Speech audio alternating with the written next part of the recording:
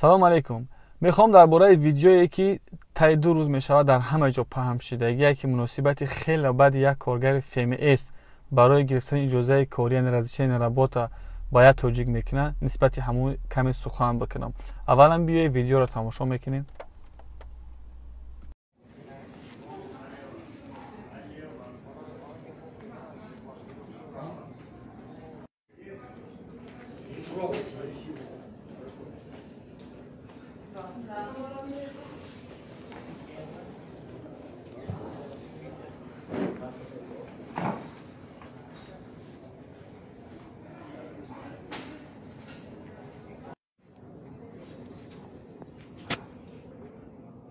Право. Килавов Жасурбек. Жасурбек ким?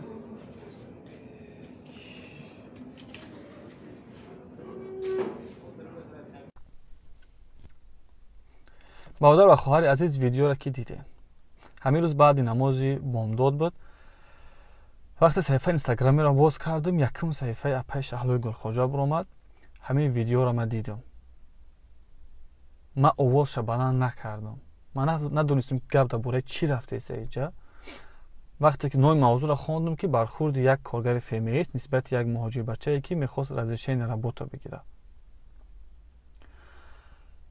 از قهر غضب از همین باور کنه اینقدر علمم کرد که من همون ویدیو را تا آخرش تماشا کردن نتونستم. ویدیو خودش خیلی کوتاه بود. وقتی خواستم که به یک کسی دیگه روان کنم تو اسکچت کنه ما در رویش کنه، همین ویدیو را در همین حالت چند بار متاسفانه تماشا کردم. به نام خدا من آوازش پس کردم که آوازش حتی نفهمم که درباره چی گفته سن او. این ظلم عید زیاد میشود. خب در اینجا درسته که گناه اساسی در ذمه کسایی هست که سبب مهاجر شدن ما در بدر شدن ما درسته، اما یک جزء کلان این گناه در گردن خود ما مهاجرای عزیز. اصلا ما در روسیه نیستم، اونه که ما مهاجریم در دیگر دولت. شما یا که ما و شما را که خودم اصلا در روسیه بدنم ما را نمیشید که مهاجر نام کرد، چون که مهاجر حق و حقوق خودش داره، قانون قاعده خودش داره. برخورده که ملیسه روسیه FMS روسیه بر ما میکنه برخورد یک پادشاه یا که برخورد یک صاحب غلام به غلام شد. ما در روسیه مهاجر نیستیم، ما غلامیم. شما این فرق خوب بفهمید. در روی دنیا همه مهاجر میشوند از یک وطن به یک وطن دیگه برای سبب رزق و هر سببی که نباشه. این از اول دنیا تا آخر دنیا میروه چیز. اما این حالتی که ما الان داریم حالت مهاجرت نمیگن، ایرا حالت غلامی میگن. ما غلام داریم، اکثریت من همیه. اما ما یک جزئی بزرگی این گناه در خودمان میبینم. مهاجرای عزیز در خود شما میبینم. مهاجری عزیز تا که تو به مانندی گاوی جوشا میشه. هر کسی که بخواه ترا استفاده بره تا قطره اخیران خونی ترا میمکن تو ده هیچ که در کار نیستی. با زن و فرزند نمیگن که تو در چه حالتی، پولم رایی که اکا و دادر در چه حالتی فرقشان نداره. تو را امروز FMS چیکارت کرد؟ ملیسه در بین این قدر مردم دستات پشت کرد و گرفت در یک ماشین 6 کس 7 کس روبرو بارتون کرد یا نکرد. ایره نمیپرسد، استفادت میبره میگیره سمتا. پدر و مادر نمیپرسند که بچم در چه حالی، خیلی کمش میپرسد. بچم پل روی که خداوند این خیل پدر و مادر، این خیل زن و فرزند و این خیل برادر را هدایت کنه. اینو حقی از جانب الله برای ما فرض گردیده دارن. درست نه که هر یک از چارچوبه معیارهای خودش داره، از او در زیاد نه. ترا استفاده بردن تو میبری در هر حالتی باشی ما را باید سومرایی کنی. دیگرش خون شما را میمکن با کی بلاگرای تنفروش. این همین بلاگرای تنفروشه که شما را استفاده میبرن، استفاده سوی استفاده تون میبرن. بلاگرای تنفروشن، زنکو دخترو. برای چی میگم تنفروش؟ تا این روزا هر کاری که هر بلاگر میکرد من کارشو نداشتم، چی دختر چی بچهش، چون که واقعا رای خودشون ندارن و میدونن که این کارشون درسته یا درست نیست. اما امروز وقتی این ویدیو را دیدم باید من بگم که ایو کیان. ایو ای مهاجر محترم، ای مهاجری که در خواب غفلت مونده، ای مهاجری که همه ملت استفاده میبرن، نه که در یگان کس در کار استی، در پستی میزنی هیچ کتر سراغ نمیکنه. سخن ما را گوش کن. ایو بلاگرای لوکشا لا میبینی لو را اوکال میکنن، ایجو را اوکال میکنن، بنیشون را اوکال میکنن. یا همش تنفروشای هستن که شما را استفاده میبرن. اگر تنفروش نباشه چی به همون صورت که ای خوبش نمیخیده صورتش بگیرد از چی پرتوه. بغیر از تنه خچ نشان دادن یگان کار دیگه نمیکنه. در عوضش لایک لایکش بمونی و سوم کار کنه.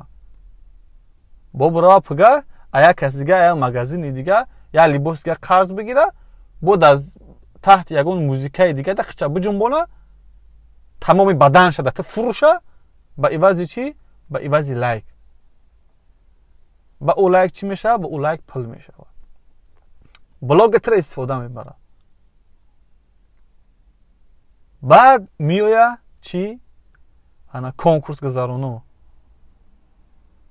من یک خطاب کوتاه برای هم کنکورس گذارونو میکنم. شما را مسلمان بودنتون که میگه مسلمانیم. شما ای خدا نمیترسین. اگر بترسین کارا نمیکنین، نمیترسین. حداقل در نزد وجدانتون شرم نمیکنین. این همی حالت ویدیو را دیده با این همی حالت با این همی روز و حال مهاجرا پل جمع میکنن. با شما فند و فریب شما میکنه همون پلارا میگیره. این مهاجر کی بیدار میشوه، کی ذهنش کشاده میشوه، کی میفهمه که در دنیا چی گذشته است. مردم او را همه استفادهش بردهستن. کی این را میفهمه خدا میدونه. تو کنکورس گذاران از نگاه اسلام، از نگاه قانون، از نگاه همه چیزی که باشه پل حرام به دست میاری. صد نابوتی تو متاسفانه با این پل حرام میبری زن تا میخورونی، با این پل حرام میره کودک تا میخورونی. والله قسم، والله قسم پل حرام ای میبری کودک تا میخورونی. با پل حرام میبری مادرت که ترا 9 ماه در شکمش گردونده، نه اینکه تو فرزندی کنکورس گذاران شای. ای مهاجرا پل فریب کنی بگیری. ترا باید امید دیگه کلون کرده. میبری انمو مادر ده به خاطر انمو قدر عذاب کشیدنش، در عوض انمو قدر عذاب و مشقت این کارا را دیدنش تو میبری چیکار میکنی؟ پل حرامش میتی. پدرت هم همین گونه. دیگر خشتم بروتم پلی حرام شونه بری میتی. حرامی شب بیای بمونیم کنار، حکم اسلامی شب بمونیم کنار. این رختان خوب میدونید. اگر شما بگه که همه گناه میکنن، درسته همه گناه میکنن، نه که همه گناه یک نیست. من گناه میکنم در یک جا یک زنی به حجاب نگاه میکنم، این گناهی هست که بین ما و بین خدای شاید که ببخشم. دعا میکنیم، گریه میکنیم، زاری میکنیم خدا ما را ببخشه. این گناه ما و بین خدای هیچ کدر ضرر رسیدگی نیست.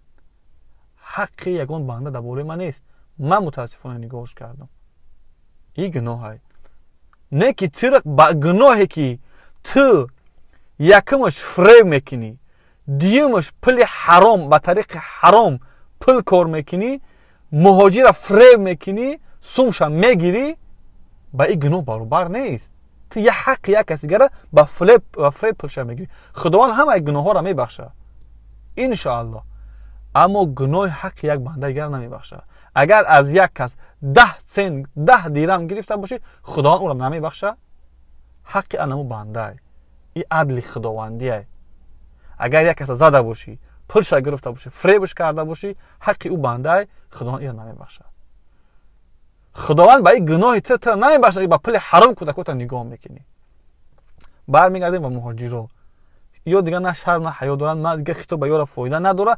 من به شما مهاجران میگم تو ساعت 12 یک شب برادر عزیز ندارو این بدبختا را تماشا نکن. این لاوکشالا را تماشا نکن.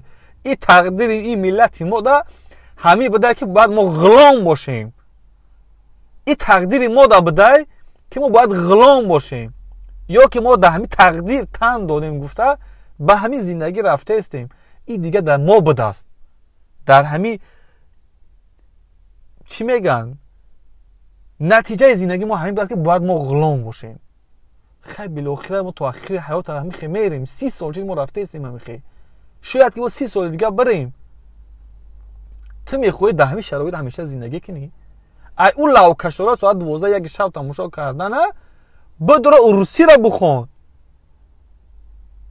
بدرو روسی را یاد بگی. 10 سال چه در روسیه میره همراه ما زبان روسی را خوب نمیدونی. بدرو زبان روسی را بخون. بدرو سایتو 3 ساعت لاوکشالا را تماشا کردی که ایوا هیچ فایده نیست. 1 ساعت دیگه بدرو درس بخون. روسی را بخون. این همه چیز بده. آینده ما دیگه همه بده است. مردم میگن آینده کسبناف میشه. ما میگیم آینده روسیه میریم غلامی. تقدیر ملت ما همه بده است. یا خودمون تقدیرمون رو به دستمون همین کردیم. بدرو درس زبان روسی بخون. ای برادر اکثریت کاری که میکنی به حد اگر اسراف کار باشی پول تا 3 تقسیم کن. یک تشا بخر بپوش. یک قسم دیگه شا کسا کن. انا او قسم سیمش خانه روی کن. در چه حالت نباشن؟ یک قاعده شما این را خوب میدونی. اگر در یک روز انا در یک ماه 100,000 روسیش هم روی کنی خونه دا میخرنش. در 100,000 هم روی کنی میخرنش. برای همین فکری ختم کن. فکری انا همون کودکات که حاضی شانس داری پول تا جمع کن. زندگی تا ساز کن.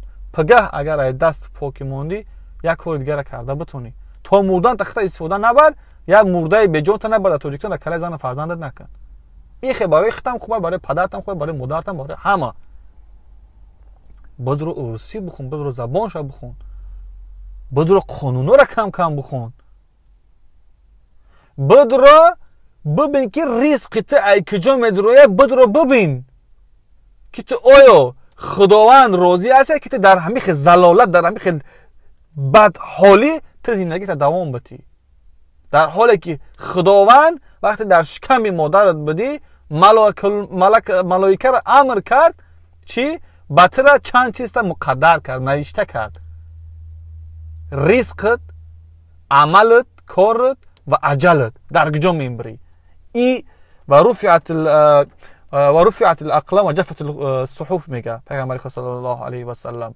یعنی قلم برداشته شد و صحیفه ها قاق شد. نوشتگی شد. تو چی دیگه میترسی؟ تو چی دیگه داری که باید بپرتوی؟ باید خوف کنی؟ ای غلامی؟ ای در حیاتی بدتر میشه و چی به جوابش نمیتی؟ وقتی روسی تو ساز باشه. وقتی که روسی را تو تا ساعت 1 شب 2 شب لاوکشالا تماشا کردگی نباشی تو در حالت دست شمه گیری. استغفر الله. وقتی خداوند انسان مرد غیرت داده گیه. تو نخواد تا اون حد پایونه بشه که این کار نسبت تو انجام بدی. تو خب کنی. من میدونم که تو گپ زدن نمیتونی. تو نمیدونی چی گپ زنی. برای چی؟ برای تو ساعت 1 شب تو چیکار کرده؟ لاوکشالا تماشا کرده. 10 سال چی در همین روسیه ای تو ساعت 1 شب لاوکشالا ساعت 5 ساعت کار شام میو اوقات میخریم با لاوکشالا پول کاری کرده دیگه همشه زن کودک خونه. یگان چی نیست. در یک هفته 7 روز 6 روز کار که 1 روز برای درست بمان. 1 روز برای سلامتیت بمان. یک روزش برای گشتن جهانبینیت وسیع کردن بمون. برای اون افراد تاجرایی که موافقن ای وا بپرس که ای استرویکا ای عذاب مشقت تو چیکار کردی موافق شدی به اینجا رسیدی.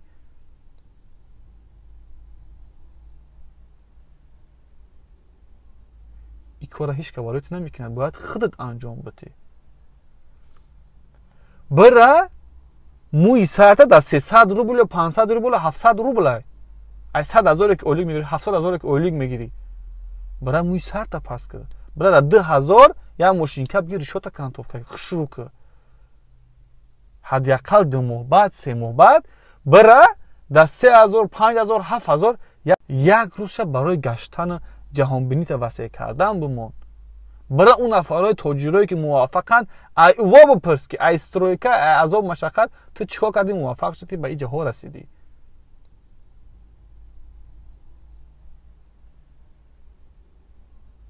این کار هیچ که برایت نمیکنه، باید خودت انجام بدی.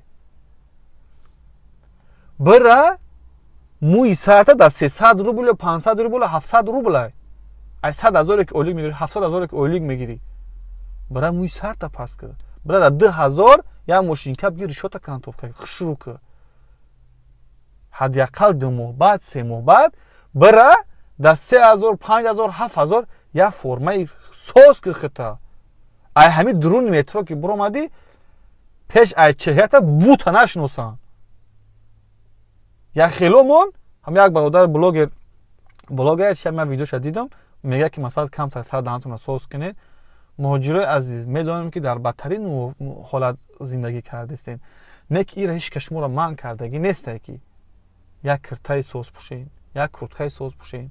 آخه ای همون عربوهای زیلیون بزرگ میخرین میدونم که شرایط ندارین. خب خریدین میلش رفتین روسیه 1 ماه 2 ماه 3 ماه 4 ماه برای خودتون پول جدا کنین برای یک فرمه حلالتر بگیرین. ای بای بنامی خدا